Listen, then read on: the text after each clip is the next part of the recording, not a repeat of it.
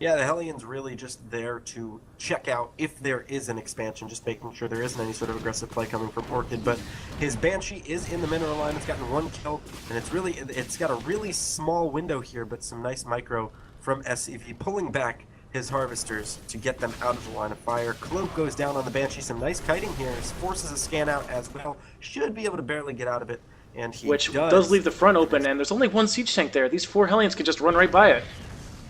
Yeah, the Hellions are going to run by, even with the drop in the back. The Banshee is there to help as well, so the Hellions in the natural shouldn't do too much. The drop is forced to lift off at the end. Well, 4 workers, 4 siege tanks in the mix, a handful of Marines, even a medevac to heal them, and those Banshees are going to prove all too powerful at picking off those tanks. Oh, with 4 siege tanks, they can just bust up this line. There's only 1 siege tank left for SCV. He's got to pull off everything, but there's no scan to take out these Banshees, so they're just killing everything. And it looks like Orchard's going to take this first game. 42, and it looks like Prometheus Gaming's Orchid takes it quick and early. And, well, that's going to send these Hellions back towards the Watchtower. Kingdom's been supply blocked for a little bit, and there's no defending forces over here for Kingdom.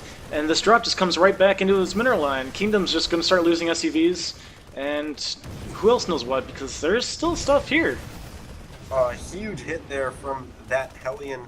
A total of 13 workers have now been killed. That was the connection that he needed. And again, these drops are doing a little bit problematic. He's got a siege tank and 2 Marines to help him defend. He's also engaging at the natural and the main here, so both players basically standing off here. I think this is the last hope here for Kingdom, trying to kill off these workers. He's killed a lot of harvesters here. And Greg's still only 5 supply under. These siege tanks are just killed the natural for Kingdom. He didn't even lift that off. His own natural. He is way behind in workers, however, so he's going to need to basically avoid any sort of counterattack here. But again, the army supply advantage with those siege tanks and Marines come forward. Puts him in, I think, a pretty good spot here. It's exactly where he would want to be. A siege tank sieging up on the low ground, Marines and tanks walking up on the high ground. GG is called, and Imperative Gaming evens up the score 1-1. Greg. I mean, you can just lift off all the extraneous units and go Phoenix for Phoenix and pretty much just dominate a fight here for Ace. He's going to go in right now. It's 4 Phoenixes against 3, and this is kind of what I was talking about.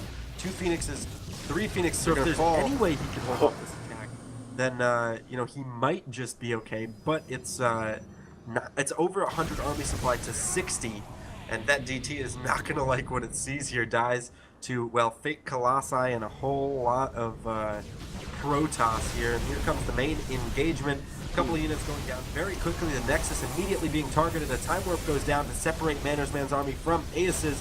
The Nexus does fall. Storms go down, getting a pretty good chunk of this Protoss army, but even those fake Colossi, it seems, scaring away this the army of Mannersman, and moving on forward is an 80, now 90 army supply for Ace, 36 for Mannersman. These probes dying as they come back down, miss rally because of that Nexus, and this is just you know, trying to hold the ramp. Desperately good pickoffs from the Phoenixes as well, but more and more units rallying across the map, and it just might be too little too late here from Mannersman. It's 132 supply, 276, and well, knocking on the front door is Ace. GG, well played, comes out from Mannersman, and just like we thought,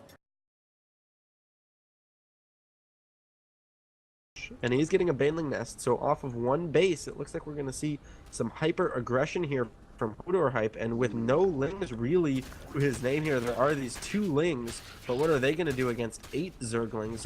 You know, the answer really is nothing. These Lings come out too late. The drone does get, well, clipped. Feels it's got 1 hit left. There it goes.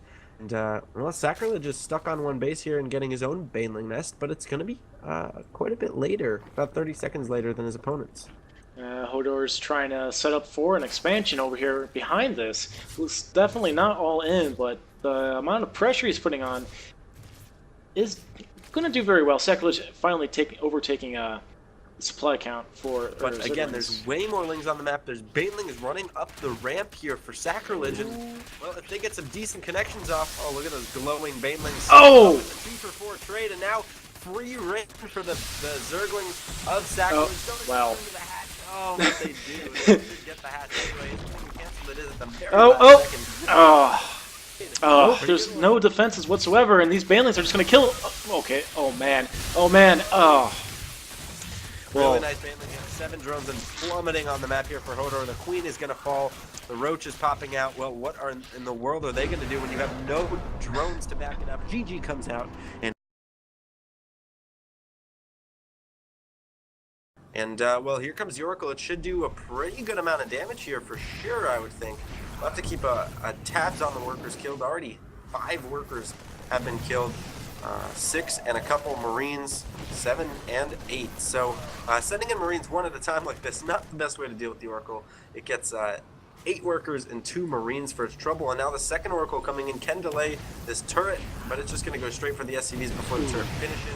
Gets a couple more, 12 in total have been killed here. I'd say these Oracles have done a pretty nice job. He's got all this production, and he's just not going to be able to do anything with all of it.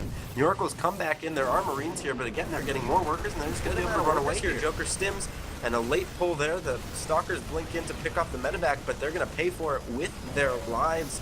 Zealots warping in to try and deal with this as well, and well, they should be going to spot it as it does go down, but here comes Herc's army, forces Joker to pull back. Joker way out of position here. Up the third base, the army sits, and 5 Colossi raining down. Oh, a great couple storms going down, and maybe that's all Herc needed. The power of the storms really ravaging this bio army. The Colossi are getting picked off by these Vikings little by little, but the bio numbers are diminishing. This is a really close fight. Is there anything to even kill these Vikings? There are some Stalkers that have warped in, and suddenly these Colossi reign supreme. This is what we talked about, Slicer. Just a huge advantage for Herc because not enough Vikings. Colossi